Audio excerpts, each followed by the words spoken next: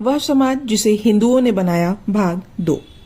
जब तक ब्राह्मण अपने घर पर रहकर अपना काम करता है तो उसे ब्राह्मण कहा जाता है। जब वह कई यज्ञ कराता है तो उसे ईष्टिन कहते हैं। जब वह 3 यज्ञ कराने में रहता है तो उसे अग्निहोत्री कहते हैं। जब वह यज्ञ कराने के अलावा उसमें हावी भी देता है तो उसे दीक्षित कहा जाता है।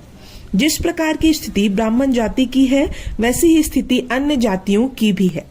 जातियों के नीचे जो वर्ग है उनमें हादी सबसे अच्छे माने जाते हैं क्योंकि वे हमेशा साफ और स्वच्छ रहते हैं। उनसे भी नीचे के वर्ग है वे वध करते हैं और न्यायिक दंडों को पूरा करते हैं। सबसे खराब बदताऊ वर्ग है जो मृत पशुओं, कुत्तों तथा अन्य पशुओं का मांस भी खाते हैं। भोजन के समय हर जाति के लोग अलग अलग अपनी जाति वालों के साथ बैठते हैं और एक वर्ग में दूसरी जाति वाली शामिल नहीं हो सकता। यदि ब्राह्मण वर्ग में कोई ऐसे 2 व्यक्ति हों जो आपस में वैमनस्य रखते हों तो उन्हें अलग अलग बैठना पड़े तो वे अपने बीच खपच्ची रखकर, अंगोछा बिछाकर या किसी दूसरे तरीके से एक दूसरे से अलग अलग अपना चौका बना लेते हैं। आसनों के बीच एक रेखा भी खींची जाती है उन्हें अलग अलग ताकि समझा जाए। चूंकि जूठन खाने की मनाही है इसलिए हर व्यक्ति को अपनी अपनी थाली में अपना भोजन करना चाहिए। बाद में जो व्यक्ति भोजन के लिए बैठता है वह अपने से पहले वाले की थाली में बचे अन्न को नहीं खा सकता क्योंकि उस बचे अन्न को जूठा माना जाता है।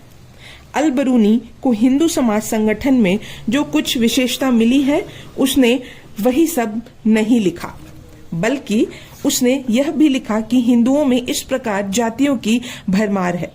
निश्चय ही हम मुसलमान लोग दूसरे मामलों में इसके उलट आचरण करते हैं। धर्म के प्रति निष्ठा के अलावा हर तरह से हम सभी को एक दूसरे के समान मानते हैं। यही सबसे बड़ी रुकावट है जो हिंदुओं और मुसलमानों को आपस में मिलने नहीं देती। दुआते बारबोसा 1500 से 1517 तक भारत में पुर्तगाली सरकार की सेवा में पुर्तगाली अधिकारी रहे। हिंदू समाज के बारे में अपने विचार व्यक्त करते हुए वह लिखता है कि जिस समय गुजरात राज्य पर मूरों का आधिपत्य हुआ उससे पहले इस जगह पर मूर्ति पूजकों की एक प्रजाति रहती थी। उसे मूर रेशबुस्तास कहा जाता था। उन दिनों वे इस प्रदेश के सरदार हुआ करते थे। जरूरत पड़ने पर वे युद्ध करते थे।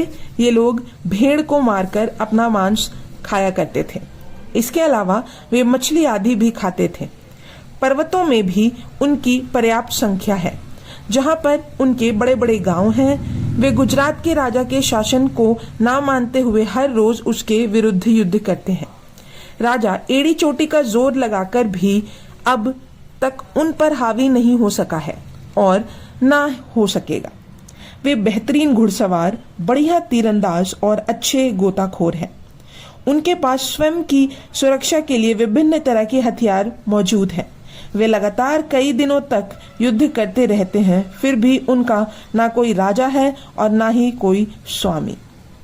इस प्रदेश में एक और तरह की मूर्ति पूजक हैं जिन्हें वे बनिया बोलते हैं। ये बनिया बड़े बड़े सौदागर और व्यापारी हैं। वे मूरों के बीच रहते हैं और उनके साथ सभी प्रकार का व्यापार करते हैं। ये लोग ना तो मांस मछली को छूते हैं और ना ही किसी जीव को खाते हैं। वे ना तो किसी पशु की हत्या करते हैं और ना ही पशु की हत्या होते देखना चाहते हैं। वे इतने कट्टर मूर्ति पूजक हैं कि कुछ कहा नहीं जा सकता। अक्सर ऐसा होता है कि मूर जिंदा कीड़े या छोटे परिंदों उनके पास ले आते हैं और उनके सामने उन्हें मारने का नाटक करते हैं। बनिया उन्हें खरीदते हैं और उनके फिरौती के लिए रकम देते हैं। जितनी कीमत होती है उससे कहीं अधिक वे दे देते हैं।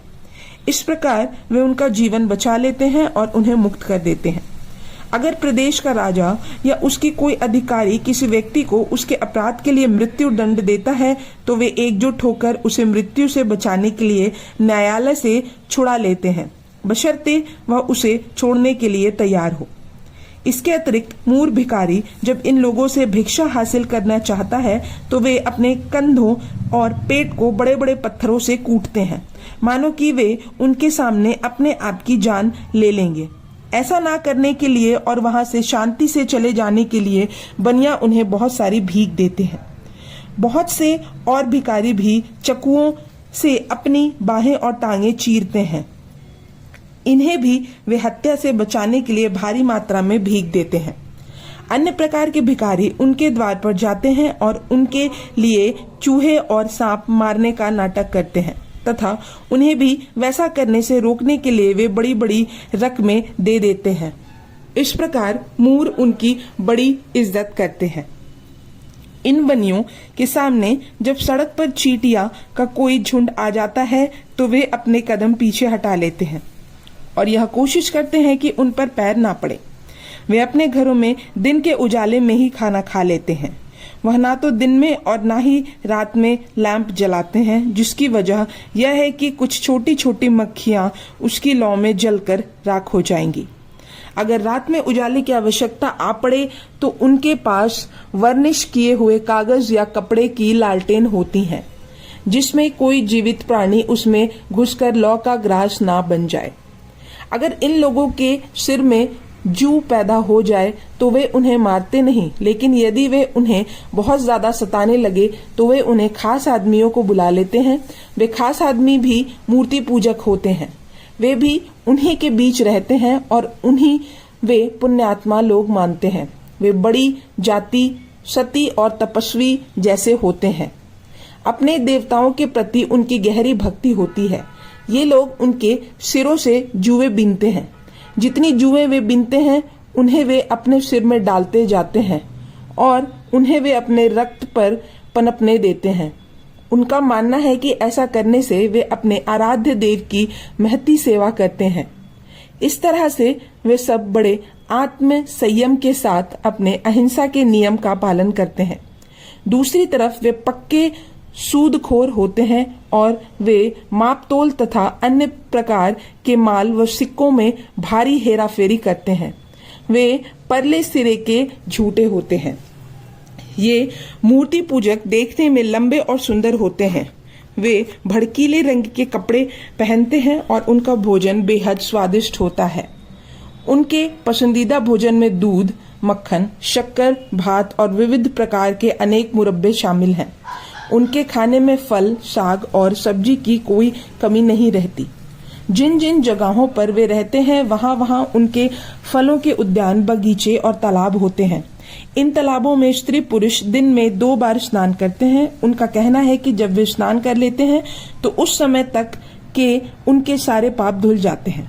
हमारी स्त्रियों की तरह ये बनिया लंबे लंबे बाल रखते हैं और उन्हें लपेटकर सिर पर गांठ लगा देते हैं तथा उसके ऊपर पगड़ी पहनते हैं। इस तरह से उनके लंबे लंबे सुंदर केश हमेशा जूड़े के रूप में रहते हैं। वह अपने केशों में फूल, सुगंधित इत्र आदि भी लगाते हैं। सफेद चंदन के साथ केसर और अन्य सुगंधित द्रव्यों को मिलाकर वे उसके लेप अपने शरीर पर लगाते हैं। उन लोगों को श्रृंगार बेहद पसंद होता है। वे सूती अथवा रेशमी लंबे कुर्ते और लंबी नोक वाली कामदार जूते पहनते हैं।